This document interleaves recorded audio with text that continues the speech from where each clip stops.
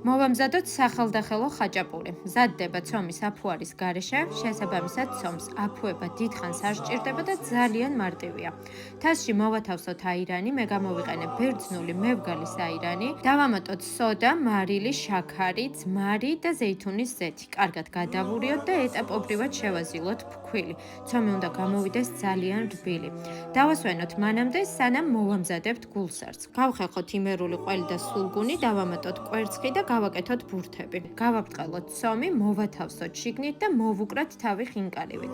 გადმოვაბრუნოთ შემდეგ და მსუბუქად გავაბრტყელოთ. ამასობაში კი გავაცხელოთ ტაფა და ტაფა, როდესაც მზად იქნება, გულიდან დავიწყოთ გაბრტყელება. იმისთვის, რომ გულსართი კარგად გადანაწილდეს ყველგან. გადავიტანოთ ცხელ ტაფაზე, ტაფაზეც ცოტა დავაფორმიროთ და შემდეგ გამოვაცხოთ ორივე მხრიდან. მოამზადეთ და გემრიელად მივთვით.